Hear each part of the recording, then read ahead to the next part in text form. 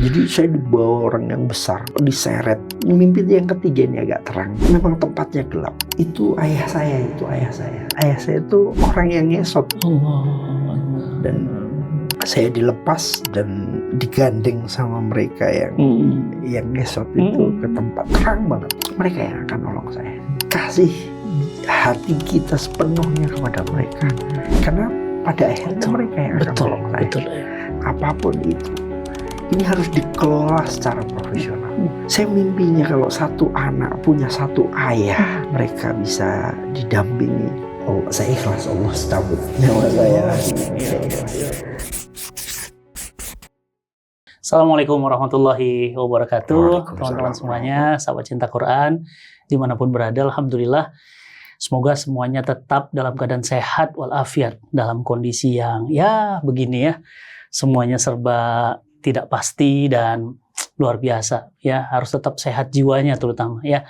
Hari ini cerita WFK kedatangan tamu super spesial dan sangat istimewa karena beliau adalah orang-orang yang sangat-sangat spesial dan sangat istimewa, mengistimewakan anak-anak istimewa.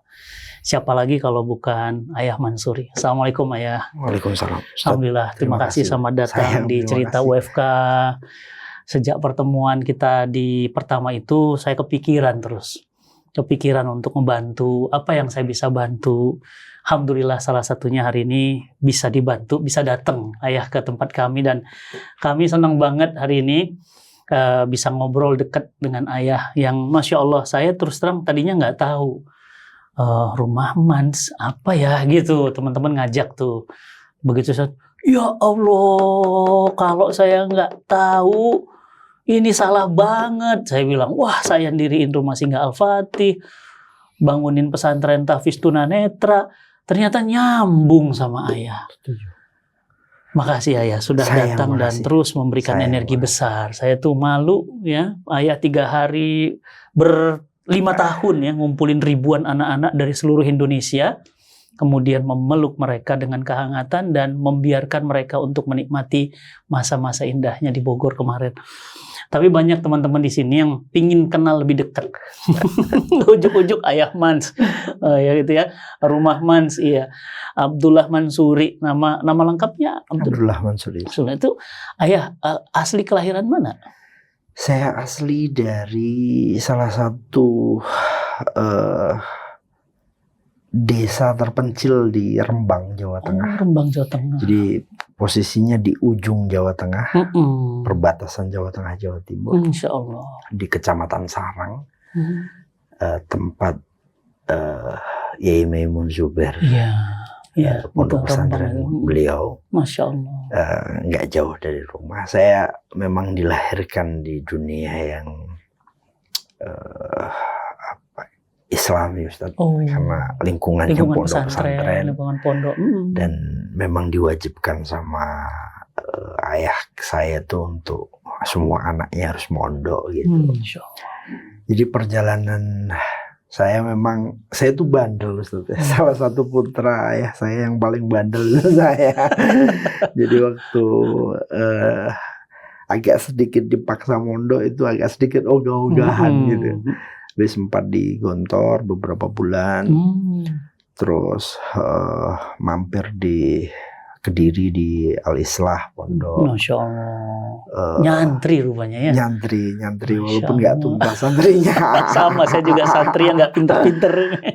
Alhamdulillah saya SMA sempat di Jombang, SMA unggulan, SMA Darul Ulum.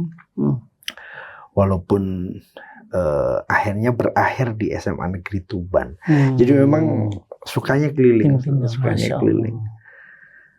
Struktur keluarga kami waktu itu memang sedang kurang baik ya, sedang drop.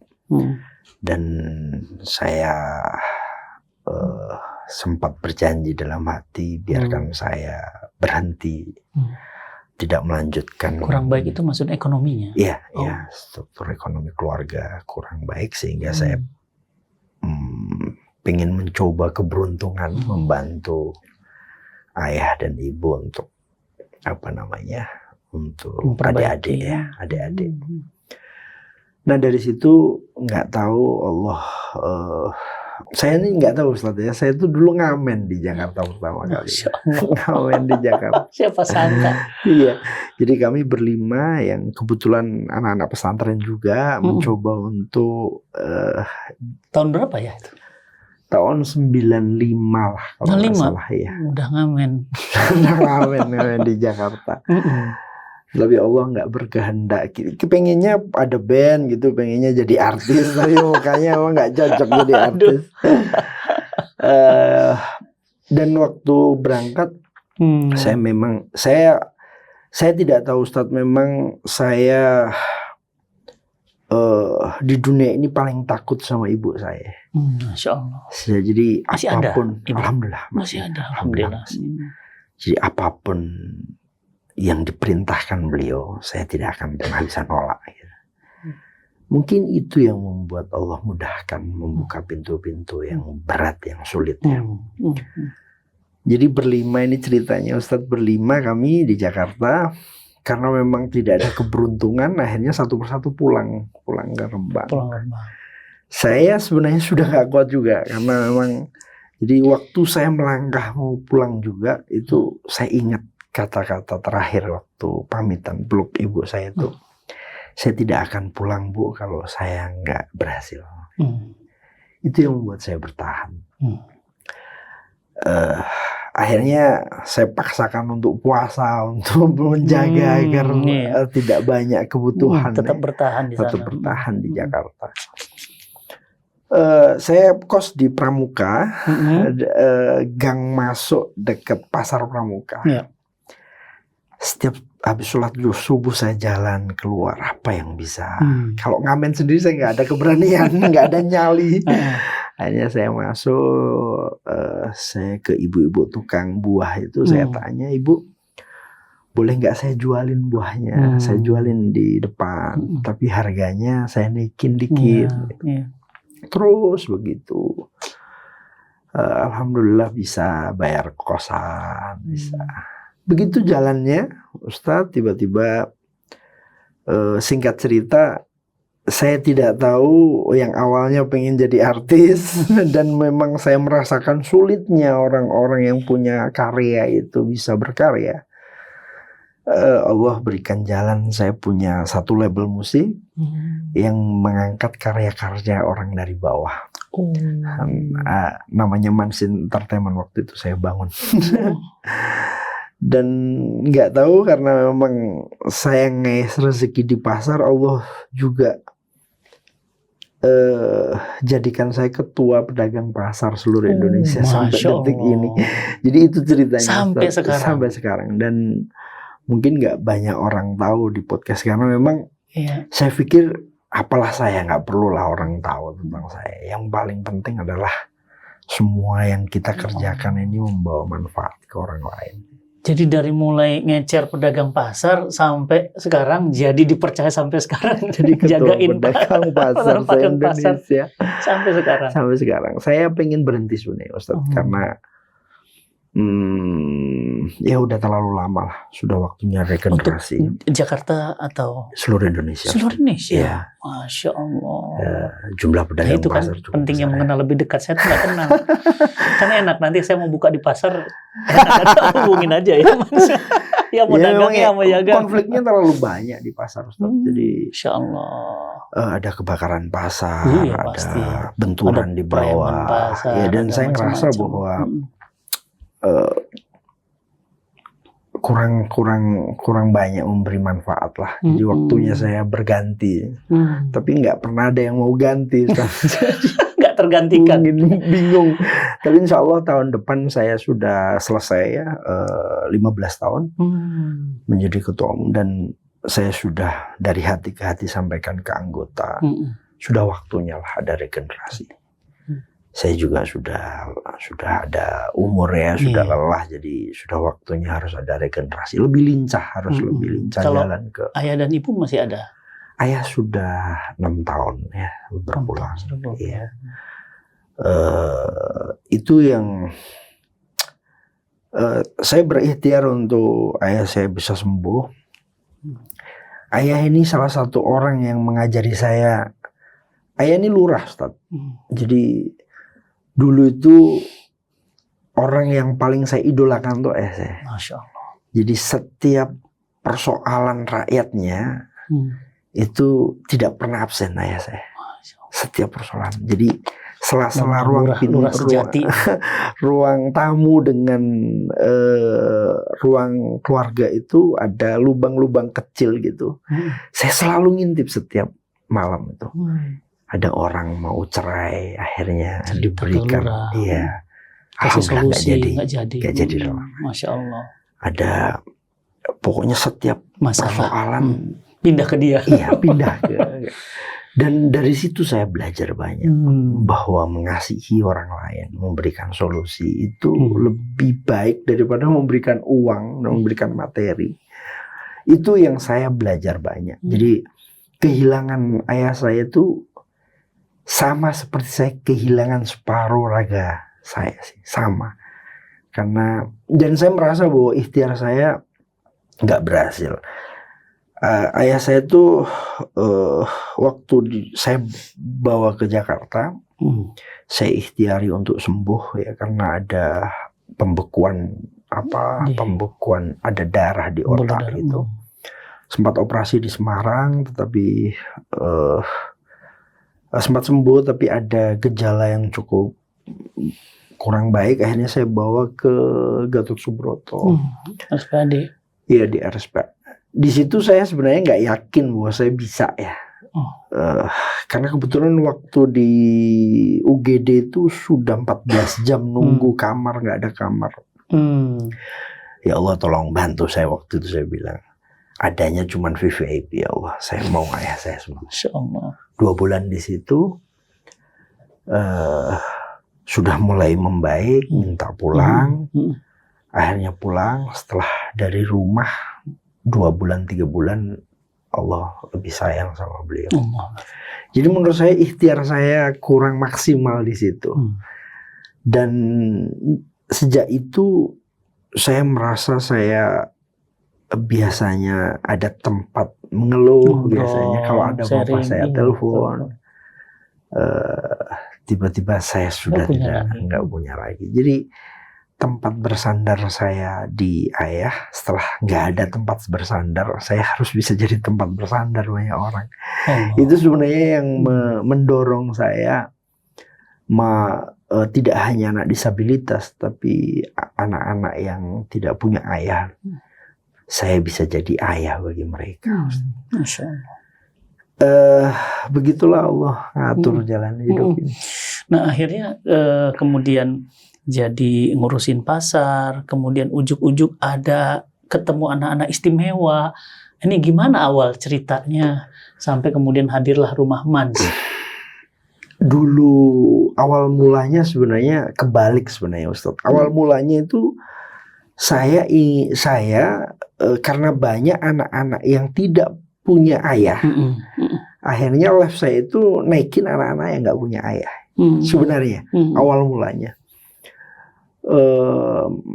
Ada masuk salah satu anak istimewa, anak disabilitas yang saya mau berjuang, saya minta untuk dia berjuang untuk sembuh.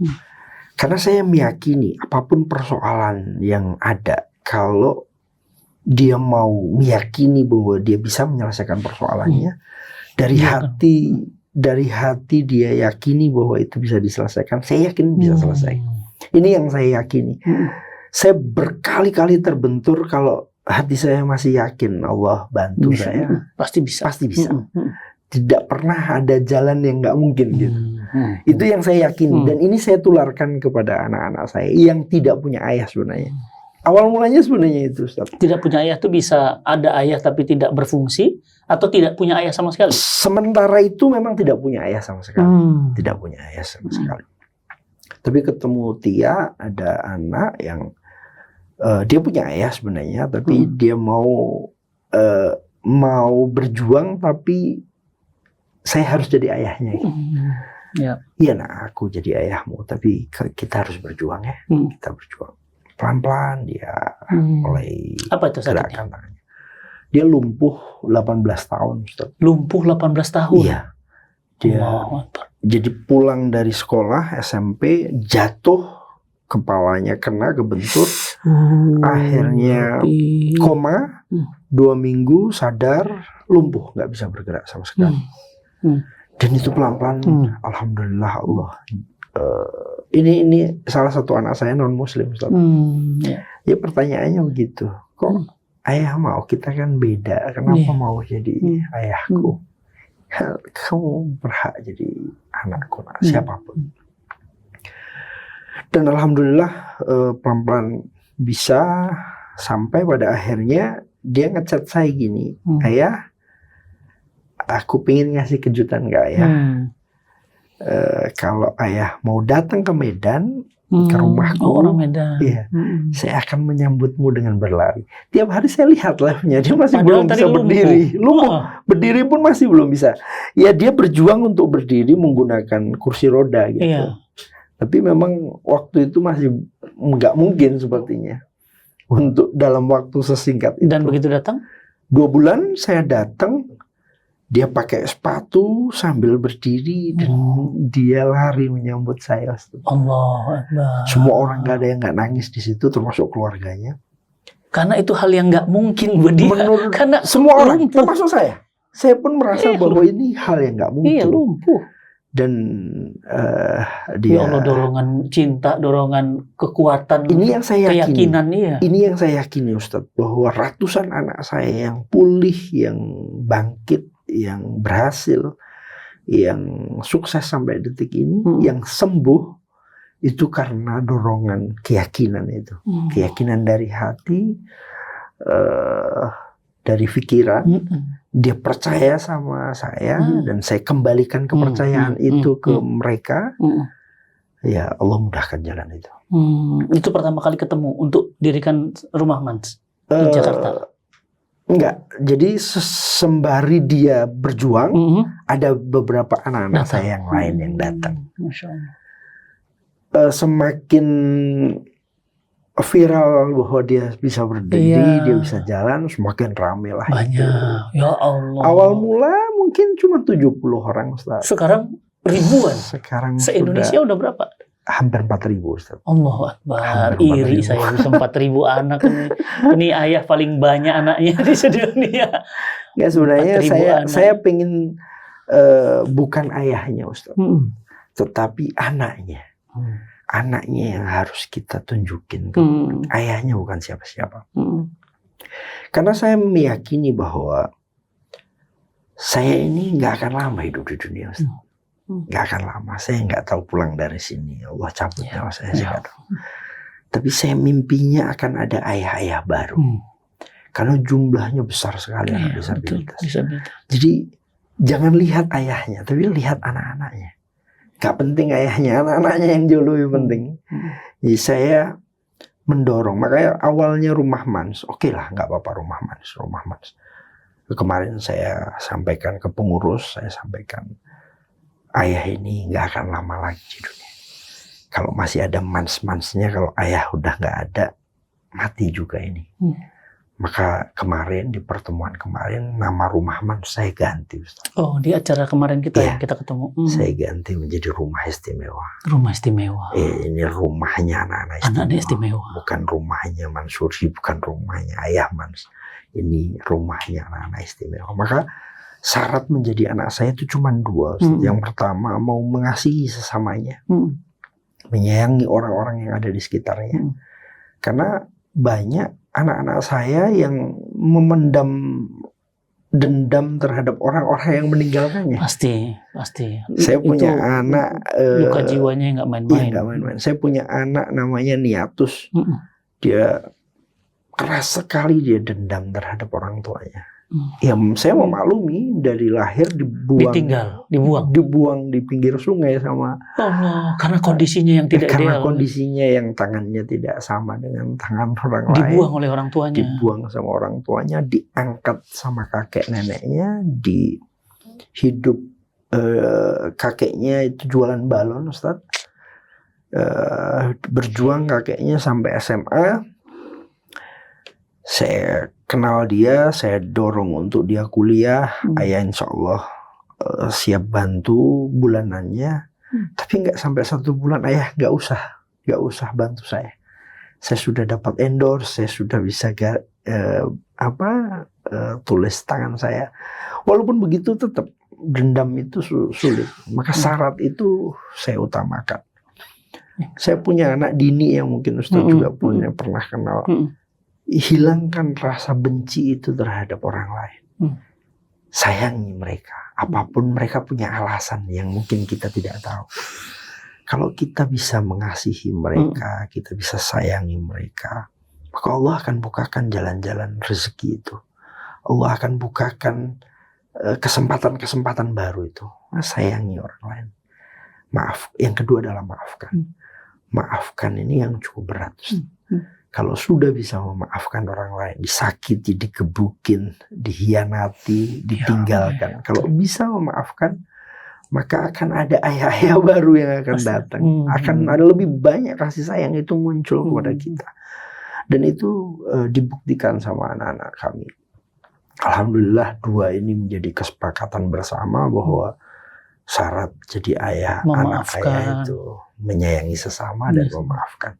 Dan alhamdulillah anak-anak saya yang mau memaafkan dan mampu memaafkan itu Allah mudahkan. Masya Allah. Awalnya ngonten sulit, nggak berani, dibuka pintu rezekinya, endorse banyak. Bahkan tidak hanya membantu keluarganya, tetapi bisa membantu saudara-saudaranya.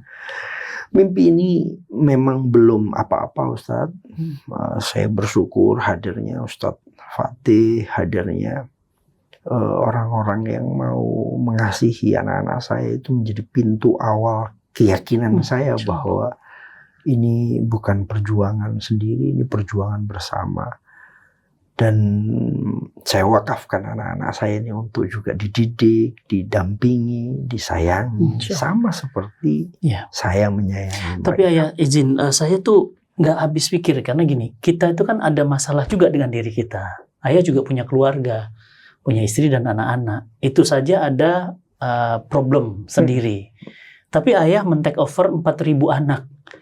Dan ini bukan anak-anak yang dalam tanda kutip biasa, tapi anak luar biasa, anak-anak istimewa.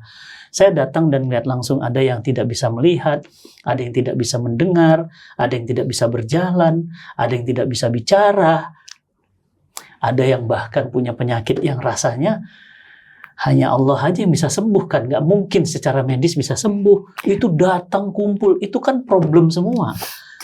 Itu kan minta ayah bantu mereka untuk selesai dari masalahnya. Ditambah lagi itu kan problem juga keuangan. Nggak mudah ngedatangin ribuan orang ke Bogor, kemudian kumpul. Energi apa ya yang buat ayah tuh rasanya senyum-senyum aja gitu. Peluk-peluk aja sini ayah, peluk sini ayah. Aduh, saya tuh Allah gitu. Luar biasa, ini energinya besar sekali. Apa yang membuat ayah tuh seringan itu gitu. Kadang-kadang saya pikir di luar sana cari di mana nyari ayah kayak ayah Mas. Sebenarnya gimana ya Ustaz? Saya bingung juga jawabnya. Saya meyakini bahwa Allah ada bersama saya. Hanya itu yang saya yakini. Persoalan pasti Ustaz. Pasti ada. Saya nggak memikirkan persoalan. Bukan saya punya anak 2 ya. Saya menyiapkan waktu ke anak-anak saya agar saya nggak dibilang ayah yang zalim. Saya menyiapkan waktu Sabtu Minggu. Sabtu Minggu itu nggak bisa diganggu apapun persoalannya, kecuali memang urgent ya. Setiap pagi sebelum sekolah saya harus ada. Jadi jam berapapun saya harus pulang dan subuh saya harus ada di samping mereka. Ngobrol, nyiapin apa yang terjadi kemarin, ada persoalan apa yang bisa ayah, papa lakukan. Dua-dua laki-laki atau? Dua-dua laki-laki. Wah, Masya Allah, sama kita. Dua-dua laki-laki. Paling besar usia? SMA ini Ustaz. Oh, Masya Allah. Ya. Jadi saya mencoba menyiapkan mereka mandiri semandiri mungkin. Saya hadir untuk mereka di jam itu. Pagi, sampai saya antarkan sekolah. Setelah itu saya baru ngurus duniawi. Saya berangkat ke kantor, sembari saya melihat apa persoalan anak-anak, sembari di jalan, sembari ngurus perusahaan, sembari. Ya itu makanya sebagai ayah, sebagai suami, sebagai pimpinan dari pasar, tapi sebagai ayah juga dari 4.000 anak. Ini kan saya udah bisa pecah itu. Pusing. Saya tidak pernah Ya Allah. menganggap bahwa itu jadi persoalan itu sih. Tidak ada persoalan. Memang saya dibantu oleh beberapa teman-teman relawan ya. Ada Putri, ada beberapa pengurus yang mungkin lewat mereka lah persoalan itu bisa diselesaikan di tahap awal. Yeah.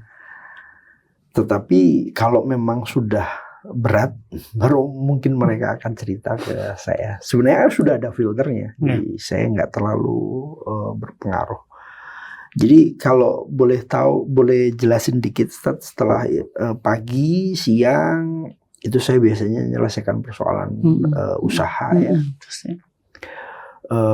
Baru nanti saya tanya ke anak-anak ada persoalan apa, anakku sakit apa, yang ini sakit apa, atau saya dapat di sela-sela itu ayah istimewa nih, di sela-sela itu mungkin saya akan cek DM. Luar biasa. Oh ini masalahnya, ini saya share ke Putri. Saya kemarin, maaf ayah, saya kemarin orang awam yang datang ke acara itu ya, sekitar ribuan orang datang, sekitar 3 hari ya kemarin ya. Saya izin ayah. Orang awam, jadi orang POV orang awam, ngitung lah saya. Per hari, per hotel sekian, dikali sekian anak. Dia ada yang terbang dari Aceh, Medan, dari Padang, dari mana. Wow, sekian miliar. Terus saya tanya, ayah gimana? Ya udah kita tanganin aja sendiri. Itu buat saya makin, waduh ampun. Gak ada apa-apanya saya. Saya tidak tahu Ustadz, karena yang kelima ini sebenarnya saya inginnya, karena saya juga ngukur diri saya pengennya kita coba. Karena 1.500 anak, saya janji ke teman-teman, selama belum 1.500 anak istimewa, saya nggak mau buka donasi di luar. Kalau sudah 1.500, Rumah Mars ini boleh dipublish dan boleh nyari donatur. Tapi sebelum itu biar saya sendiri. Iya, sebelum itu biar saya sendiri. Aduh. Tetapi Allah berkehendak lain. Sudah 1.500, sudah publish, sudah keluarkan proposal, tapi juga nggak ada donatur masuk. Jadi di 1 minggu sebelum acara, 2 minggu jadi sebelum Allah acara. Kirimnya ayah jadi kerannya aja udah, keran tunggal. Saya nggak tahu juga Ustaz. Saya sudah membuka ruang untuk donatur itu masuk. Saya tanya proposal yang sudah tersebar. Itu sudah ada berapa, kurangnya berapa, saya cari solusinya bagaimana. Gak ada sama sekali. Allah Rabbi, caranya Allah indah. Baru ada itu, makanya ini seperti hujan di kemarau, Ustadz Fatih hadir itu seperti hujan, karena memang tidak ada sama sekali. Gimana kita tetap lanjut? Ya gimana ya? Ya udah Bismillah aja. Terus solusinya Bismillah aja. Itu di Rumah Mans, aktivitas atau mimpi besarnya Rumah Istimewa Ayah Mans ini ngapain? Ngumpulin disabilitas itu se-Indonesia, apa yang mau ditarget? Begini Ustaz, begini, ini pertemuan kelima. Di setiap pertemuan itu selalu ada keajaiban-keajaiban yang saya sebut di awal. Setiap pertemuan. Karena mereka bertemu dengan saudaranya itu. Saya nggak punya tangan, saya orang paling susah, paling sedih, paling berat hidup saya. Saya malu keluar karena tangan saya nggak ada. Iya.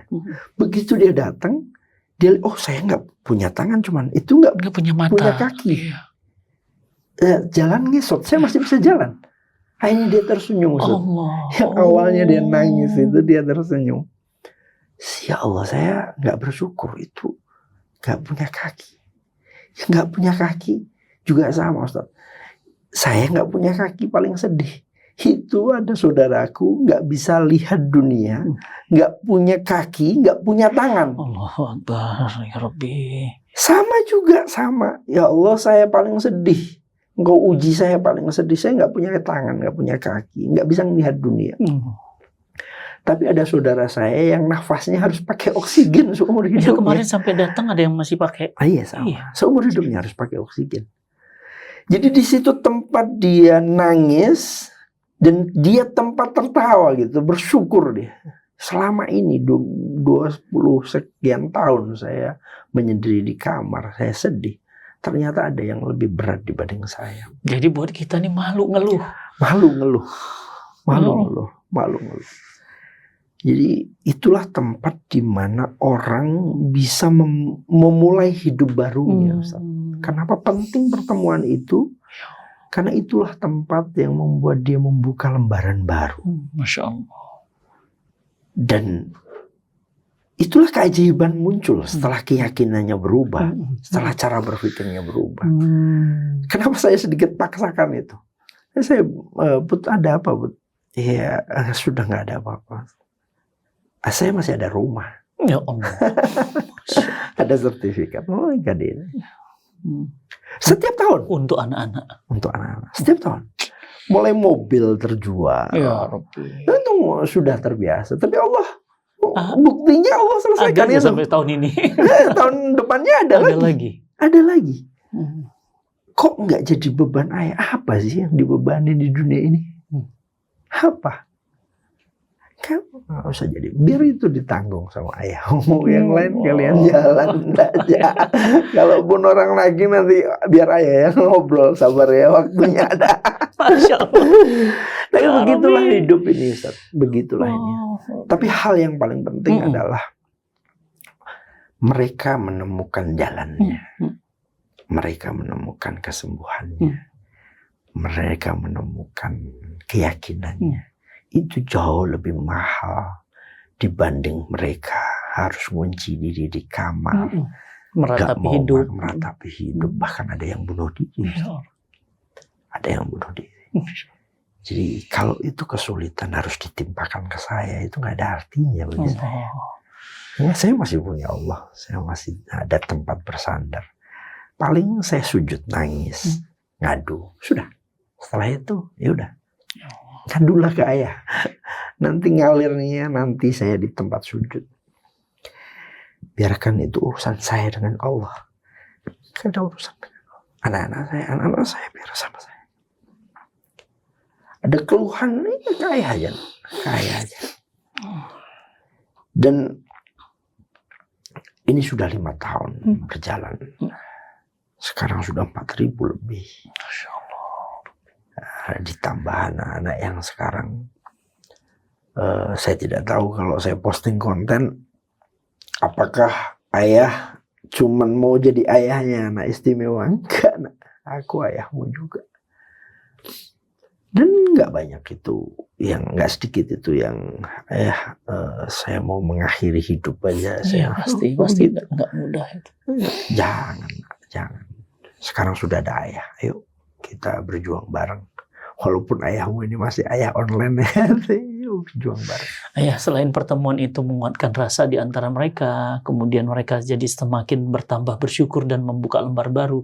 Apalagi yang ayah lakukan di rumah istimewa ini untuk semua? Ya, saya menemukan anak-anak yang punya prestasi-prestasi ini. Saya ingin menggugah yang lain agar berprestasi. Saya kemarin ke Jambi, saya sengaja datangi anak saya. Padri namanya, dia kuliah dari jualan es teh. Saya sengaja memang datangi mereka. Saya tunjukin ke dunia bahwa ini anakku istimewa, dia bisa kuliah karena jualan es teh. Oh ya Allah. Dan cukup rame sampai dia telepon saya nangis, ayah sekarang jualan saya sehari bisa 200 gelas. Biasanya cuma 35, sekarang 200. Orang pemerintahan datang bantu ya. Alhamdulillah. Ada anak saya yang dia nenun dia jual, ada beberapa orang pesan ke dia, harganya memang lumayan menyesakkan hati ya.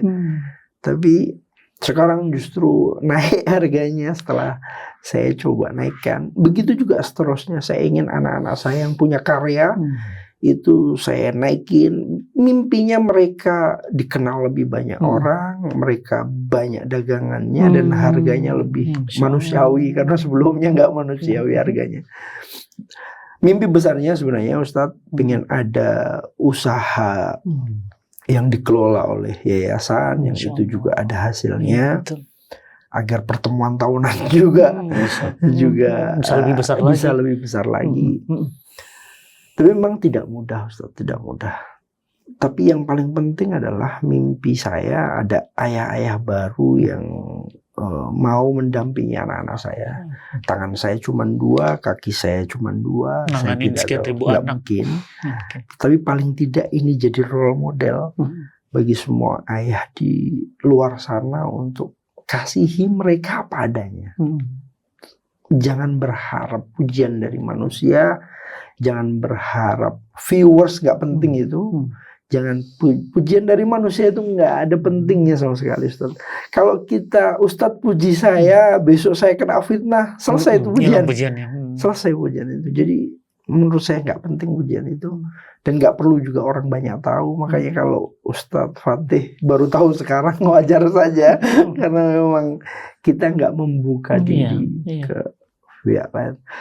Tapi sekali lagi, Ustadz itu justru membuat saya lebih bersyukur, membuat saya lebih merasa bahwa saya bisa jadi manusia sih. Iya, kemarin tuh ayah juga pernah ngobrol-ngobrol. Saya tuh dapat kabar bahkan ada rencana mau buat kisah true story-nya anak-anak istimewa dibentuk di film. Itu benar ada? Jadi Ustadz, saya punya itu luar biasa dibuat film. Gimana ngaturnya anak-anak begitu buat film? Saya punya anak-anak yang 2 cerebral palsy, yang sama kayak Dini gitu.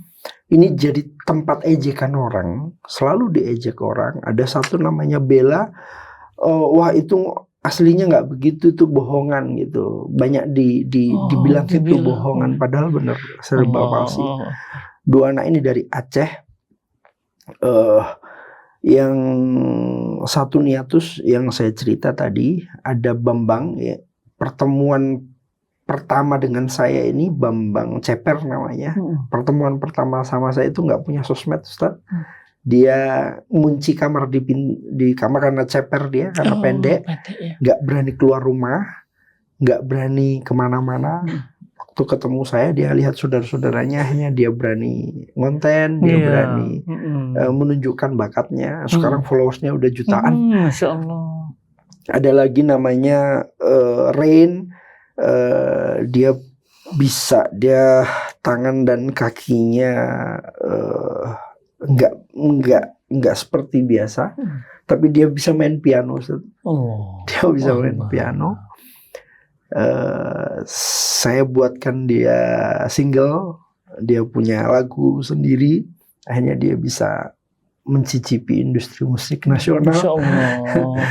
Dan ini kita rangkum jadi satu. Mungkin kami nggak bisa menceritakan satu persatu, tetapi kami ingin menunjukkan bahwa hey anak-anak disabilitas, anak-anak istimewa di seluruh Indonesia, ini saudaramu bisa.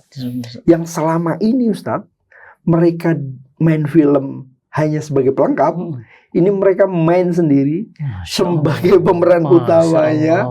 Justru peran pembantunya Mas Matias Mucus. Itu pembantunya yang Mas normal. Agus Kuncoro yang normal. Artis-artis top itu sebagai pembantunya, pemeran utamanya mereka. Ini kisah mereka, ini pemeran utamanya mereka. Wow, itu apa judul filmnya nanti? Judulnya Istimewa, Ustaz. Waduh, akan diputar di seluruh bioskop. Wow, memang sempat banyak ya ada. Ini kapan rencananya? Insya Allah September kalau tidak ada. Waduh, saya nggak sabar. Bisa dipercepat nggak? Pengennya cepat, Ustaz, tapi memang antrinya panjang ya film. Tapi Ustaz, tekanannya tinggi banget, Ustaz, waktu awal-awal. Ini investor nggak mau kalau semua pakai hijab. Semua yang cewek pakai hijab. Ya udah nggak usah pakai investor. Saya maunya pakai hijab. Masya Allah, wah, itu tuh. Ini nggak ada yang mau sumbang karena dia harus ada kisah-kisah cinta yang nggak. Ini nggak boleh ada kisah-kisah yang begitu-gitu. Ini nyata kisah mereka. Maunya begini, biar sama ayah, cerita sama ayahnya. Duh, saya ngebayangin ya, itu kalau film keluar kayaknya saya ambil tisu satu bantal kali. Iya. Tapi saya pengen Ustadz dan beberapa orang-orang dekat yang memungkinkan untuk bisa support film ini. Saya akan buka layar dalam waktu dekat, Ustadz. Iya. Ustadz kalau bisa nonton duluan. Pasti, insya Allah datang. Jadi sebelum premier, Ustadz kalau bisa nonton sebuah duluan. kehormatan buat saya. Biar Ustadz bisa punya perspektif. Harusnya gimana sih dibuat agar bantu promo kita lebih baik nanti ke depan. Jadi diangkat ke layar lebar, based on true story-nya mereka pemainnya. Mereka pemainnya. Wah, juga bisa kebayang suasananya film itu ya. Itu saya ngeliat reel aja kemarin datang udah waduh gak kuat air mata sampai di mobil kepikiran lagi, di rumah kepikiran lagi. Saya bilang saya cerita sama istri saya, Mi, kayaknya kita harus ketemu deh. Harus ketemu sama Teh Dini, harus podcast sama Ayahman. Sudah saya bilang sama tim saya diundang deh. Dan luar biasa itu energi mereka pingin sembuh dari jiwa-jiwa yang terluka. Saya bisa kebayang karena kami juga di rumah Singgah Al-Fatih itu Ayah. Saya nggak kuat Ayah. Awalnya saya kan nggak tahu yang begini-begini. Saya dai saja, berdakwah saja. Tiba-tiba ada yang datang, Ustadz mampir ke rumah singgah kami. Oh iya nanti. Nangis lagi. Ustadz mampir ke rumah singgah kami. Oh iya nanti. Karena memang ya nanti aja belum prioritas buat saya. Akhirnya saya mampir lah. Ya Allah, itu gangnya sempit, kecil, udah di dalam kamar itu, satu kamar campur semua. Ada ibu yang nungguin anaknya hidrosepalus. Kepalanya segede bantal. Saya kaget, ya Rabbi. Sebelahnya ada bapak nungguin anaknya karena ibunya pergi. Setelah lahir, anak ini nggak punya tangan. Kemudian jantungnya bocor. Sebelahnya lagi kanker darah. Sebelahnya lagi gagal ginjal, masih SD. Sebelahnya lagi, waktu saya peluk, ini kenapa kepalanya jendol, Bu? Itu ada selangnya, Pak Ustadz. Ini baru operasi kanker otak. Allahu Akbar. Wah, saya malu. Begitu saya lihat kamarnya sempit, di situ gorengan, di situ jemuran, di situ Allahu Akbar. Saya bilang, pindah. Akhirnya saya kasih KTP saya, ya. Saya kasih KTP, saya siap jadi dewan pembinanya. Saya pindahkan tempatnya dan kita cari tempat yang paling bagus di Bandung. Di mana? Di Pasteur. Cari rumah, alhamdulillah ya, kita beli harganya waktu itu 6 miliar. Kurang dari 1 tahun kita beli, kita kumpulkan dana, sekarang tempatnya bersih, layak. Tapi tetap air mata saya nggak bisa berhenti. Kenapa? Karena ada ayah yang nggak ngakuin tuh anaknya. Ada ibu yang dipukulin di depan anaknya, yang anaknya itu nggak bisa jalan karena kakinya nggak ada. Ada anak yang kakinya itu kanker tulang, yang sehingga kakinya harus hilang satu. Saya bilang, ya Rabbi, kemana kita gitu? Kemana kita? Saya belajar banyak dari Ustadz. Saya ingin berguru bagaimana cara mengelola ini secara profesional. Karena saya, Ustadz saya lupa cerita Ustadz. Saya itu sampai detik ini meyakini bahwa mimpi saya itu semoga jadi kenyataan. Saya tuh mimpi saya ditolong sama mereka. Dalam mimpi itu? Dalam mimpi itu. Jadi saya 3 kali mimpi, tapi mimpi yang kedua itu antara samar dan saya tidak benar ya. Jadi saya dibawa orang yang besar gitu, diseret gitu. Mimpi yang ketiga ini agak terang. Memang tempatnya gelap. Itu ayah saya. Dan saya melihat bahwa yang bilang itu ayah saya itu apa? Ayah saya itu orang yang ngesot. Dan saya dilepas dan digandeng sama mereka yang ngesot itu ke tempat yang terang banget. Jadi mereka yang akan nolong saya. Jadi kasih hati kita sepenuhnya kepada mereka. Karena pada akhirnya mereka yang akan nolong saya. Tapi apapun itu, Ustaz, ini harus dikelola secara profesional. Kalau saya nggak ada, nah itu ya, apakah masih tetap bisa berlangsung? Masih tetap bisa berlangsung, walaupun saya yakin pasti akan muncul ada. Dan Allah itu luar biasa sayang sama saya. Saya dikenalin ke Ustadz Fatih. Ustadz Fatih yang lebih banyak jaringannya, yang lebih banyak umat yang bisa merangkul mereka. Saya mimpinya kalau satu anak punya satu ayah, mereka bisa didampingi saya ikhlas Allah cabut nyawa saya hari ini. Saya ikhlas. Tapi kalau itu belum kayaknya, maka saya butuh tuntunan itu. Saya butuh banyak belajar tentang bagaimana mengelola ini secara profesional. Justru kami yang ingin belajar dari ketulusan ayah, karena ketulusan itu energi paling besar, itu nggak mudah, karena hati yang tulus itu nggak bisa bohong ya, karena bukan demi konten ini, original memang asli dari hati. Ya, dan ayah saya waktu di rumah singgah Al-Fatih itu ya, saya juga kebayang kalau saya kenapa dirikan ikut rumah singgah Al-Fatih, karena saya pernah jadi orang nggak mampu menebus biaya anak saya masuk rumah sakit. Saya pernah jadi tukang sate 5 tahun. Saya pernah jadi tukang kerupuk kulit ikan patin 2 tahun. Saya pernah jualan buku di pinggir masjid 2 tahun. Jadi saya pernah ngerasakan anak saya itu minum air ketuban ibunya biru, dan saya nggak bisa bayar rumah sakit. Kayak gitu sakitnya jadi orang miskin, ayah. Dan saya tuh kebayang, ya Rabbi, itu gimana mereka nggak bisa bayar biaya rumah sakit? Itu Ustaz. Bingung, ayah. Itu. Kadang-kadang untuk jalan, mungkin BPJS ada, untuk jalan ke rumah sakit, untuk nggak ada duitnya. Nggak ada duitnya. Maka kadang-kadang kalau anak-anak ngajuin gitu, ayah ini hari ini 7 orang. Tuh. Yang satu sudah di ICU, yang satu belum jalan, tapi anak kondisinya sudah membiru. Yang satu, kenapa nggak ada duitnya? Nggak ada, tunggu bentar ya, cari duitnya. Bagi. Karena menurut saya, uang itu bisa kita cari, Ustaz. Tapi kita nyesek kalau kita kehilangan mereka tanpa menyentuh mereka. Sangat nyesek. Karena kita nggak tahu siapa yang nolong kita di yaumil hisab nanti. Kita nggak akan bisa tahu jadi mereka siapa yang narik tangan kita. Doa siapa yang nanti dikabulkan, permintaan siapa yang nanti membuat tangan kita ditarik. Kita nggak tahu siapa itu. Maka lakukan itu, jangan pilih-pilih. Jangan pilih-pilih si ini karena bawel, si ini karena gampang marah. Jangan, lakukan mereka semua sama. Kita nggak tahu doa siapa yang dikabulkan Allah. Kita nggak tahu tangan siapa yang nanti narik tangan siapa. Saya itu kalau bandingin di kami, ayah, kami itu rumah singgah Al-Fatih ngejemput orang dari berbagai daerah, diantar ke rumah sakit Hasan Sadikin, dimampirin ke rumah singgah, karena kalau bolak-balik kan nggak ada ongkos. Tugas kami hanya begitu. Kalau ayah itu tugasnya lebih kompleks, lebih rumit, karena bukan hanya sakit fisik, tapi jiwanya. Itu yang nggak mudah. Itu pasti mereka tantrum, marah, sedih, nggak.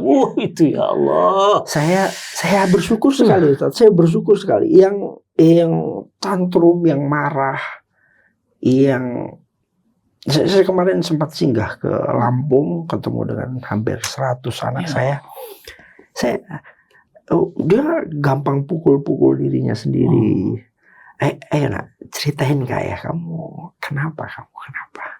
Memang saya ambil hatinya betul. Ayo nak, kamu kenapa kamu pukul-pukul? Coba nak, ini ayah ceritain ke ayah. Apa yang sakit? Kamu boleh lelah, tapi nggak boleh nyerah ya nak. Masya Allah. Ayo coba ceritain. Apa kondisinya ya? Fisiknya gimana? Fisiknya mungkin aman ya, tapi Down syndrome itu kan beberapa yang berbeda-beda ya. Ada yang cukup parah dia menyakiti dirinya sendiri. Ada yang cukup parah dia menyakiti orang lain. Ada yang harus dikunci di kamar. Bahkan ada yang diborgol setengahnya karena dia selalu nyakiti dirinya sendiri. Harus yang ditali tangannya. Ini sentuhan hati itu nyampe ke mereka. Nyampe ke mereka. Dan chat ke saya, ayah, anakku sudah mulai tenang sekarang. Itu senang sekali orang tuanya. Anakku udah mulai tenang sekarang, sudah mau makan. Kadang nyakitin, tapi nanti bilangin ke ayah Mans ya. Oh jangan. Akhirnya sekarang nggak pukul-pukul dirinya lagi. Masya Allah, alhamdulillah. Itu yang membuat saya, alhamdulillah saya bisa bermanfaat buat mereka, buat keluarga mereka. Kalau soal materi saya pikir semua orang bisa lakukan, Ustaz. Tapi kadang-kadang sentuhan hati itu yang mereka kurang. mereka ditinggal sama ayahnya sejak mereka lahir. Masya Allah. Gak punya ayah, dibuang sama ayahnya, ibunya harus kerja banting tulang, harus dititipkan ke orang lain. Seberat itu hatinya menanggung beban hidup di dunia ini, seberat itu. Jadi kalau kita hadir hanya minta untuk kita lebih kuat, ayo nak kita lebih kuat nak, ayo nak kita bisa nak, kita sekarang sudah ada ayah di sini, sudah ada ayah. Menurut saya itu belum seberapa, belum seberapa dibanding perjuangannya. Dari hari ke hari, bulan ke bulan, tahun ke tahun, mereka harus menanggung itu sendiri. Kehadiran kita belum apa-apa. Maka saya bilang, bukan ayah yang kuat, mereka yang kuat. Mereka yang luar biasa. Dan saya meyakini ayah, ini kan semuanya adalah ketentuan Allah. Dan ketentuan Allah itu kan gak pernah salah. Betul. Allah itu kan gak pernah zolim sama hambanya. Betul. Justru yang zolim itu kita sendiri. Nah, yang namanya orang-orang pilihan Allah, berarti kan mereka ini sebenarnya kekasih Allah. Dan memuliakan kekasihnya Allah, maka Allah akan memuliakan kita. Itu saya yakin banget. Itu yang saya rasakan. Saya nggak tahu ya, saya tuh doa ya. Ya Allah, pingin masjid di Jepang, dikasih. Selesai masjidnya. Ya Allah, bangun lagi masjid di Kanada, dikasih. Masjidnya selesai. Saya minta lagi, ya Allah, bangun masjid di Melbourne, Australia. Dikasih. 3 benua selesai. Saya mikir, kenapa ya? Kok apa yang saya minta? Akhirnya saya minta lagi ya. Dengan lebih berani lagi. Ya Allah, anak saya pingin kuliah di Jepang, ya Allah. Karena masjidnya dibangun di Jepang. Anak saya diterima di Jepang. Dan di kampus terbaik di Jepang. Dan anak Indonesia cuma 4 orang ada di sana. Gimana caranya, Ustaz ya? Itu ternyata doa mereka ya. Doa mereka. Kadang saya merasa ada yang Itu luar biasa. belum dikabulkan. Kadang-kadang gini, Ustaz. Saya nggak menyesali ya, karena memang ini takdir yang dikehendaki Allah. Video call, ayah saya masih di ICU ayah, tapi saya udah baikan. Saya sudah baikan ayah. Tersenyum dia, dengan saya tersenyum dia. Ya nak, kamu baikan, semoga cepat pindah ke tempat biasa ya nak.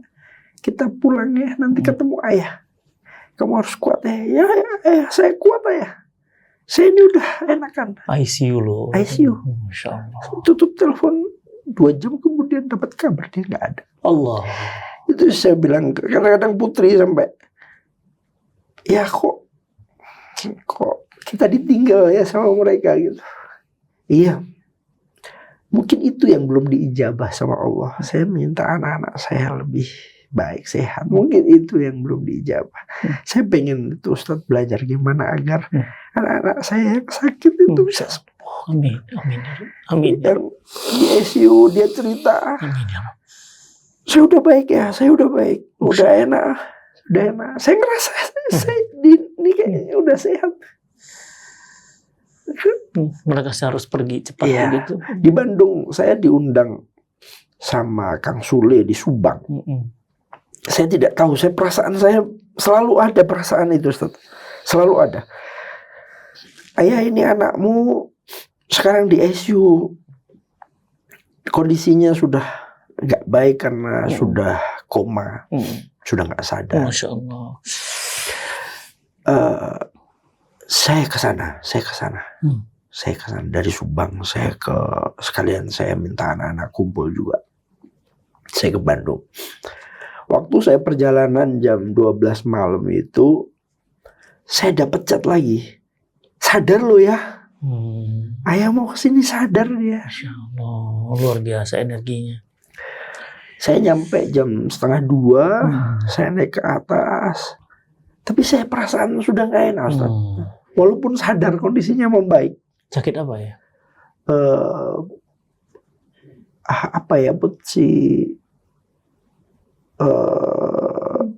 Hidrosefalus salah satunya. Terus ada gagal juga di organnya. Masya Allah. Saya datang tengah malam itu saya memang perasaan saya sudah nggak enak. Tapi berhari-hari koma dan sekarang membuka matanya. Kita doa ya nak, doa. Masya Allah. Dia senyum, doa itu ke saya, Ustaz. Dia senyum. Tapi perasaan saya nggak enak, saya nggak mau pulang langsung ke Jakarta. Saya nginep dulu di Bandung, saya ketemu anak-anak dulu yang lain, kita makan siang bareng sama anak-anak. Habis makan siang saya telepon ibunya.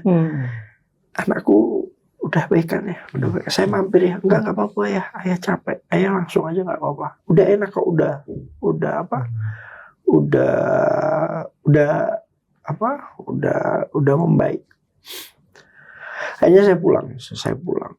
Saya masuk tol, dia drop lagi. Saya sampai rumah baru beberapa saat dinyatakan nggak ada. Malah saya pengen anak-anak saya membaik. Saya minta ke Allah cuma itu sih.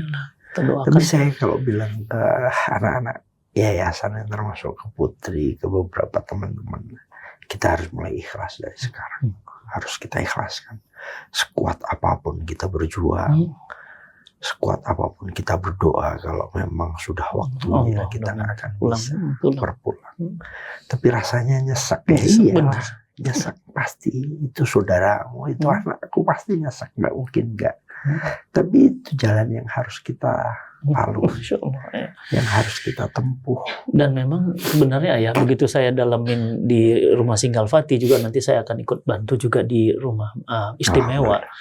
Memang ini anak-anak istimewa ini sebenarnya mereka istimewa, hanya saja terpendam luka. Karena istimewa terpendam luka, jadi yang munculnya itu lukanya. Padahal dia punya istimewa. Setuju. Buktinya ketika kami mendirikan rumah tahfiz tunanetra di Bandung, itu anak-anak nggak bisa ngelihat semua tunanetra. Ada yang sejak kecil, ada yang udah dewasa. Ayah, itu S2 ada yang summa cum laude ITB. Setuju. Ada yang doktor, pakar bahasa Arab, tafsir, tunanetra. Bahkan anak-anak kami di rumah tahfiz itu rata-rata hafal 30 juz. Dalam keadaan tunanetra.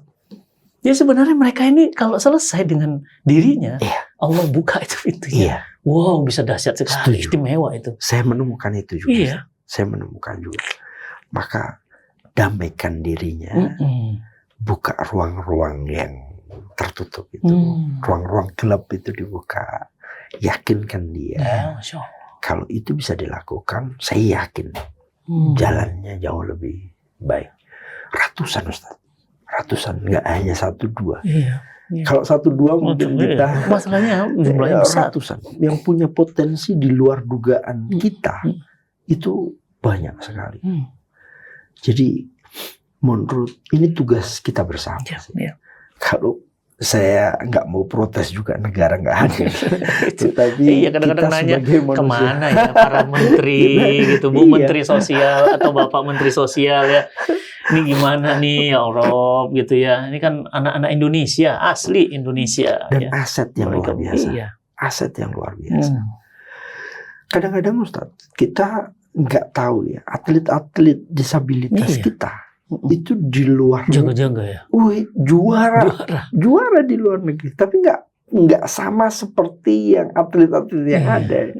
Diberikan jadi PNS, penghargaannya. Tapi atlet-atlet kita enggak. Maka ini yang harus kita gugah bersama semuanya. Negara harus hadir agar mereka jauh lebih.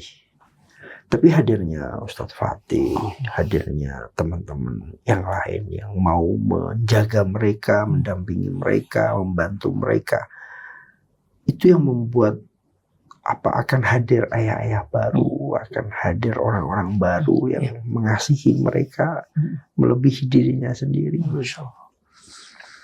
Saya ucapkan terima kasih banyak. Makasih banyak. Dan saya juga teringat satu hadis teman-teman dari Nabi kita Muhammad SAW. Nabi kita bilang begini, barang siapa yang menyelamatkan satu nyawa manusia, dan bukan harus muslim, manusia di sana, selamatkan satu nyawa manusia, maka kamu pahalanya seperti menyelamatkan nyawa seluruh manusia.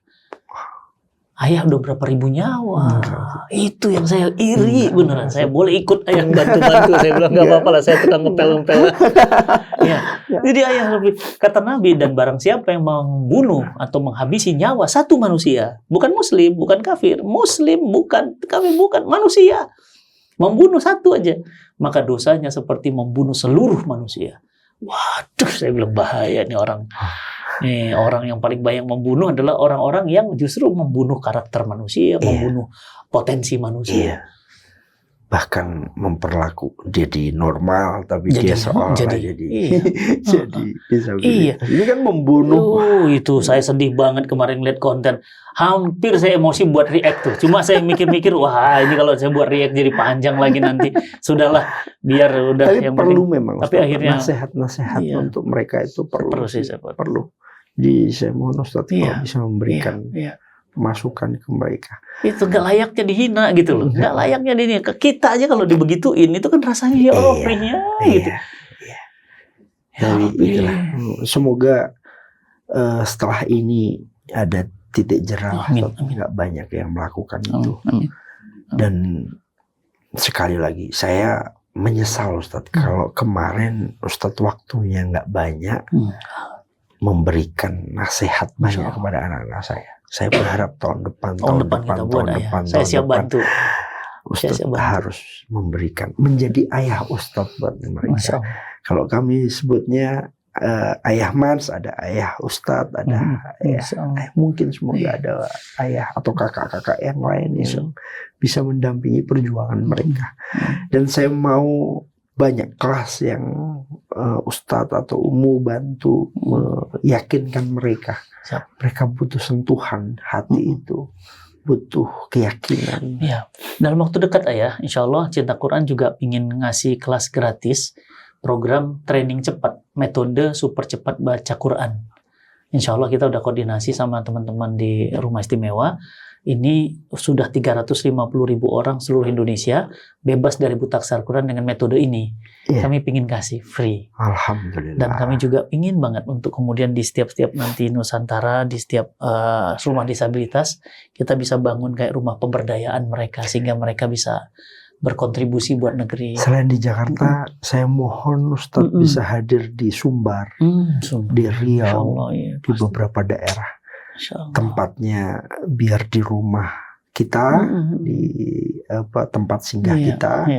Nanti saya berharap Ustadz bisa hadir, bisa memberikan, karena Sumbar ini cukup kuat dan saya yakin kalau ada keinginan mereka untuk bisa baca Quran, bisa hafal Quran cukup tinggi, maka selain di Jakarta, saya mohon Ustadz bisa hadir di Sumatera Barat. Dengan senang hati. Pokoknya Ayah nggak sendirian. Kami semua yang nonton hari ini juga pingin bantu. Teman-teman izin ya, saya membuka peluang amal soleh. Yang amal soleh ini akan mengalir abadi selamanya buat teman-teman semuanya. Kalau nanti pulang kepada Allah, jasad kita sudah mati, tapi pahalanya mengalir abadi. Di link di bawah ini sudah ada rekening buat perjuangan Rumah Istimewa. Ya teman-teman, yuk bareng-bareng, dan insya Allah saya juga ikut bersama Cinta Quran menemani Ayah, menemani para pejuang istimewa yang ada di Rumah Istimewa. Makasih Ayah, ini udah ngobrol-ngobrol yang luar biasa. Kita nggak sempat makan ini gara-gara menikmati cerita yang rasanya mahal sekali perjuangan ini. Makasih banyak sudah hadir untuk anak-anak kami. Makasih banyak sudah membantu mereka. Makasih banyak untuk sentuhan ke beberapa anak kemarin tuh terasa Ustaz. Bahkan ada azan, ada yang azan di depan Ustaz. Karena penghargaan bagi mereka adalah mereka kan nggak pernah apresiasi. Itu dia. Nggak ada akui. Itu dia. Dan saya terima kasih banget. Saya terima kasih, walaupun kemarin waktunya singkat ya. Sebenarnya waktu di ballroom yang pas kumpul semua. Saya malah nggak datang. Insya Allah nanti saya di yang ke-6 berarti. Insya Allah kita bareng-bareng. Terima kasih banyak. Ayah sehat terus. Saya doakan Ayah sehat terus, sehat afiat, dan rezekinya berkah berlimpah. Sehingga banyak lagi anak-anak yang bisa memeluk cinta dan sayangnya Ayah. Dan kehangatan itu yang membuat mereka sembuh. Dan mendoakan kita. Mudah-mudahan bertetangga bersama baginda Nabi SAW di surga Firdaus A'la, dan tersenyum bersama mereka semua, tidak ada air mata, tidak ada duka, tidak ada kecewa. Saya juga mohon doanya Ustaz, semoga semua kesalahan saya dimaafkan sama Allah. Kesalahan saya dimaafkan sama Allah. Banyak yang protes, kenapa itu ya anakmu itu kenapa dipeluk, Ya, saya hanya bisa minta maaf sama Allah. Saya hanya bisa minta maaf sama Allah. Kalaupun saya pelukan saya itu bisa mengobatinya dan saya berdosa, biar saya minta maaf sama Allah. Saya mohon doanya. Saya doakan ayah ya, mudah-mudahan ayah juga diberikan kesabaran karena wah perjuangan kayak gini nih, waduh ini bukan perjuangan. Jadi kalau orang perjuangannya biasa itu banyak, ini manusia langka istimewa. Makasih ayah sudah hadir dan insya Allah nama Rumah Istimewa menurut saya tepat dan juga film istimewa itu nanti kita semua pasti tunggu-tunggu banget. Kalau mans mati hilang mansnya. Kalau istimewa selamanya. Saya diprotes tuh. Oh, nanti nama mansnya apa arti mans tuh? Istimewa. Jangan ada yang protes. Ini keputusan bersama. Makanya saya berulang kali bilang, sudahlah, nggak perlu kita diakui orang, nggak perlu, sama sekali nggak perlu. Singkirkan nama Mans itu jauh-jauh, nama Mansuri itu singkirkan jauh-jauh. Istimewa. Urusan niat itu semakin tajam akhirnya, Masya Allah. Insya Allah kita ketemu lagi, mudah-mudahan bisa keliling bareng ke seluruh Indonesia, bisa terus bantu para pejuang. Harus diagendakan. Doakan kami ya teman-teman ya, doakan, ketik doanya di bawah di kolom komen, doa yang tulus, ikhlas, insya Allah akan kembali kepada yang mendoakan. Insya Allah kita ketemu lagi ya, terima kasih. Masya Allah. Assalamualaikum warahmatullahi wabarakatuh. Insya Allah ya.